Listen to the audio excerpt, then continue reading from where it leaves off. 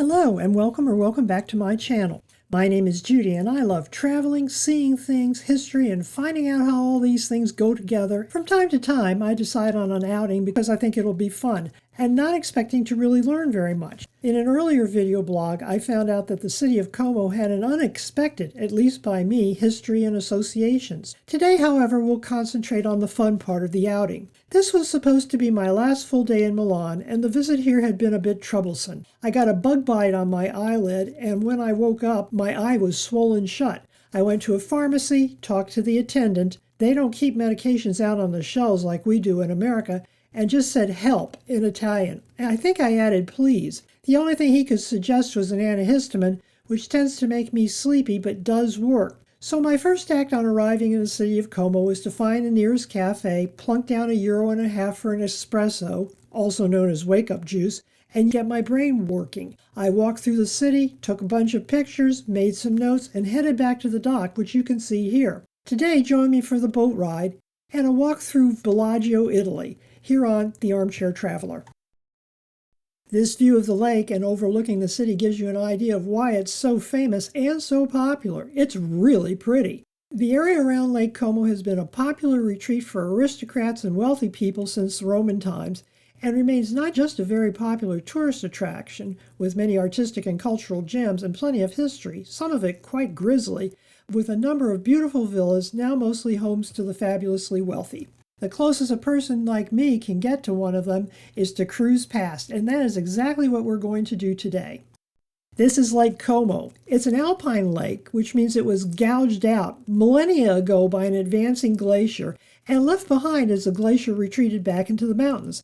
It's surrounded by the hills, which you can see in this image from Google Earth. The lake shore has more moderate temperatures than in Como. The amount of water in this huge lake means that the area around it rarely gets very cold or very hot. The area has been a vacation retreat since the early days of the Roman Empire. It's over 400 meters, that's 1,300 feet deep, and the fifth deepest lake in Europe, and the deepest outside of Norway.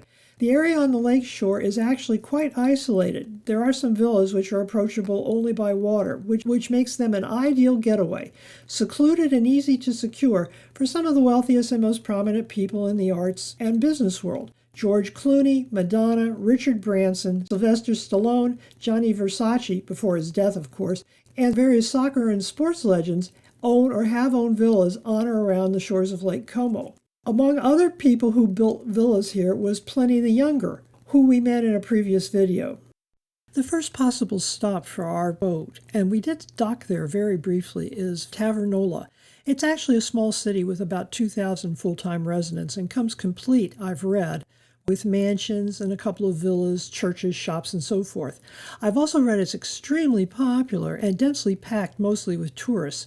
I'll bet it's a very nice place to stay if you've got plenty of money, but when I checked back, I found out the Hilton is charging $250 a night minimum, which is a bit outside of my price line. Quite soon after you leave the dock, you come upon the funicular, which climbs up this rather substantial hill to Brumate. I was told there's a very nice restaurant at the top, but we didn't stop and I didn't get off. We had a schedule to keep. While there are plenty of boaters and even some kayakers on the lake, there are laws preventing would-be intruders from getting too close to those villas unless they're invited. I didn't see any sunbathers, or any swimmers for that matter. What I did catch was what I first thought was a paraglider. Several of my fellow boaters were going, look, a crazy person. And I did take a picture, but when I blew it up, it turned out to be part of a cable car setup, hauling willing riders up and down the slopes for a better view of the lake. If there's skiing here, and I admit I only went skiing once, I don't see how. There's just too many trees. The Villa de Balbianello sits on a promontory on the lake and is known for its extensive gardens, views, and history. This building long postdates the Roman imperial period, so it's not a villa, actually a small, self-contained town in their time, the way they would think about it. Even so, the grounds, as seen from Google Earth, are considerably more extensive than I would have guessed from the river view. If you're curious about Roman-era villas, check it out in depth in my video blog on the Villa Romana de Casale. There's a link in the description box for you below.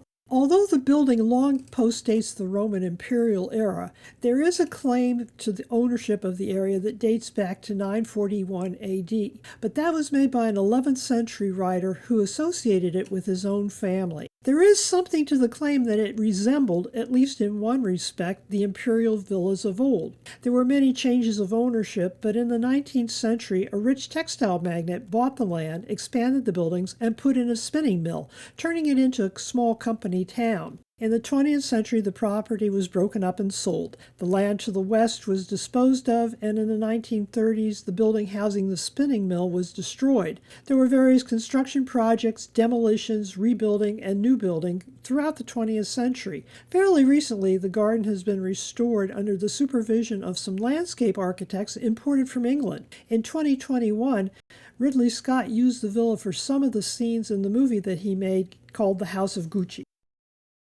Isola Comencina is a small wooded island and the only one here in the lake. The island is almost uninhabited and welcomes curious visitors between March and October.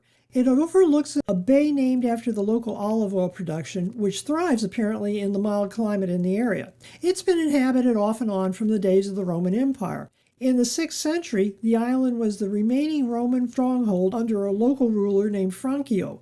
It also played a role in the 10-year war between Milan and Como, which Milan eventually won. While it is less than 400 feet from the shore by closest approach, the lake water simply is not suitable for recreational swimmers. Even on the boat, I could feel it was cold. When I visited, the average water temperature hovers around 61 degrees. Most of the year you can get there by ferry or water taxi, which I highly recommend if you want to see the island.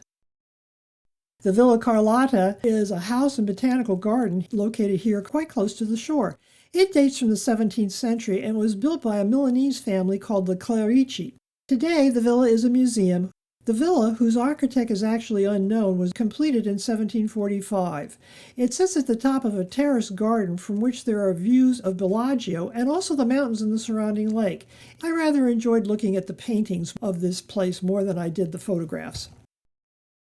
Some of the older villas sit on larger plots of ground, always featuring extensive gardens and accessible occasionally from the back roads. One of these is the Villa Oleandra. George Clooney owns it. He bought it in 2001 when it was apparently an uninhabitable dump. He wasn't paying so much for the building, and it must have cost a fortune to rehabilitate it, but he could afford it. He was paying for the location. I've read that the man is a savvy businessman, not just some better-than-average-looking actor. He dropped money into it and made an excellent investment. I've read that if it were to come on the market, it would fetch at least 100 million euros. The value of the euro is somewhat depressed today, the way the Europeans would think of it, or the dollar is very strong, the way we would look at it. Either way, Mr. Clooney's original investment would be worth more than $108 million today.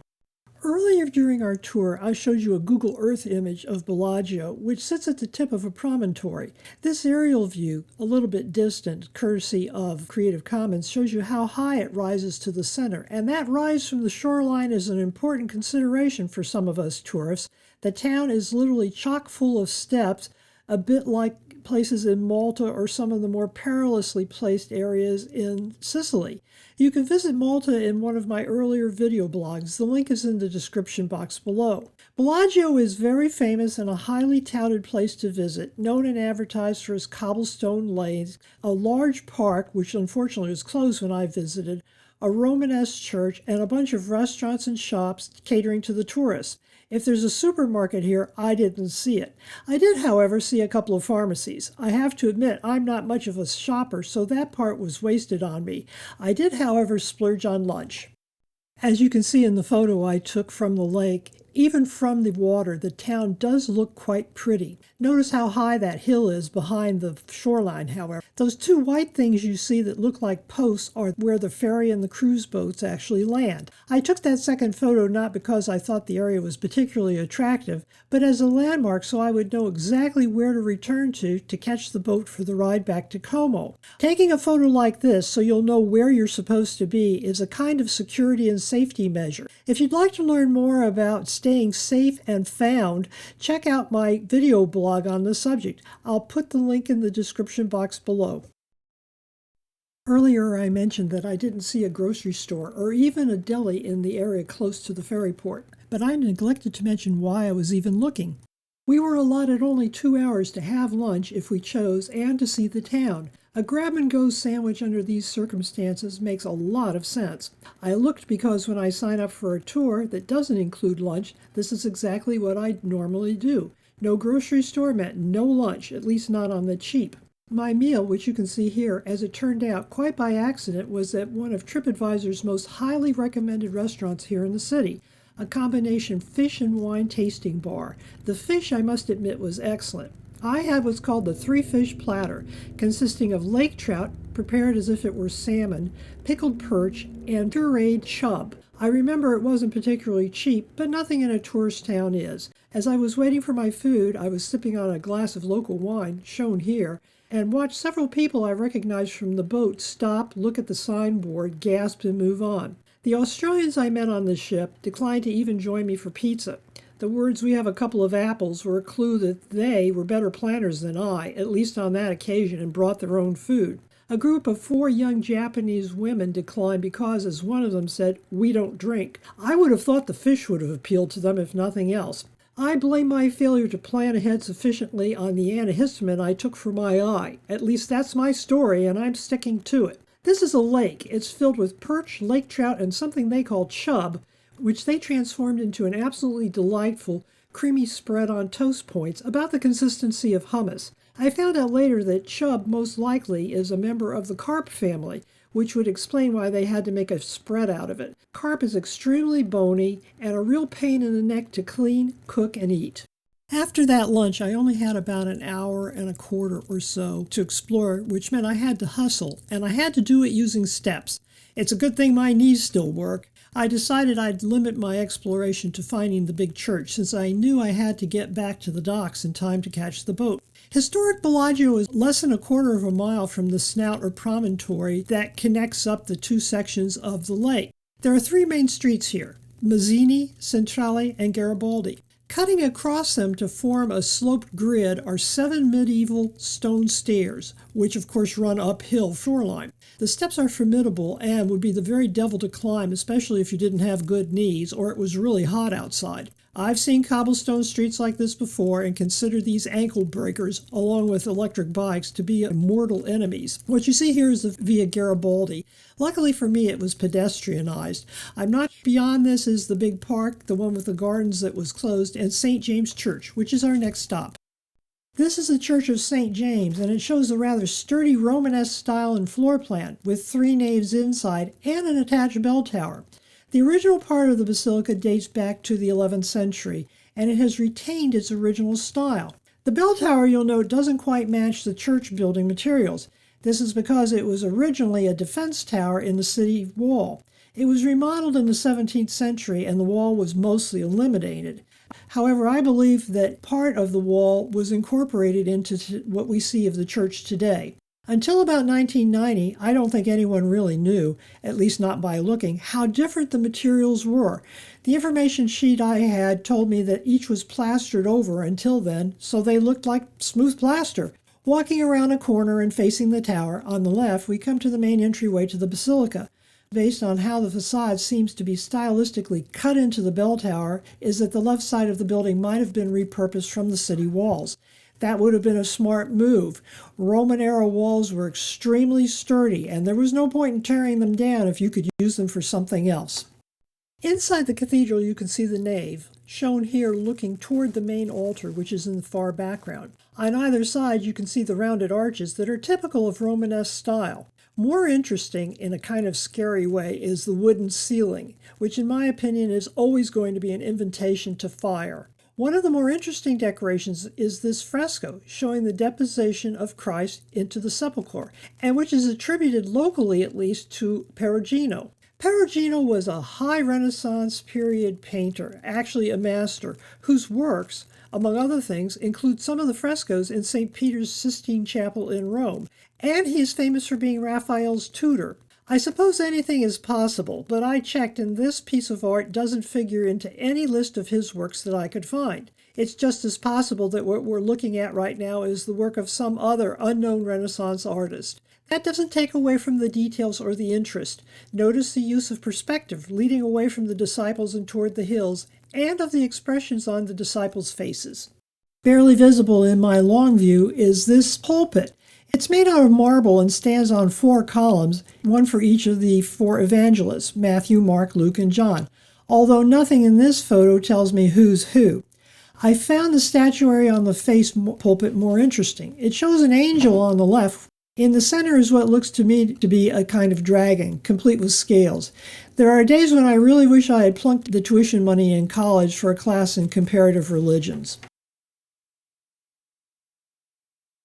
After the tourist stops, lunch in the church. Most of what this part of the town has to boast is its views, which you can see here. I walked down the path to the promontory.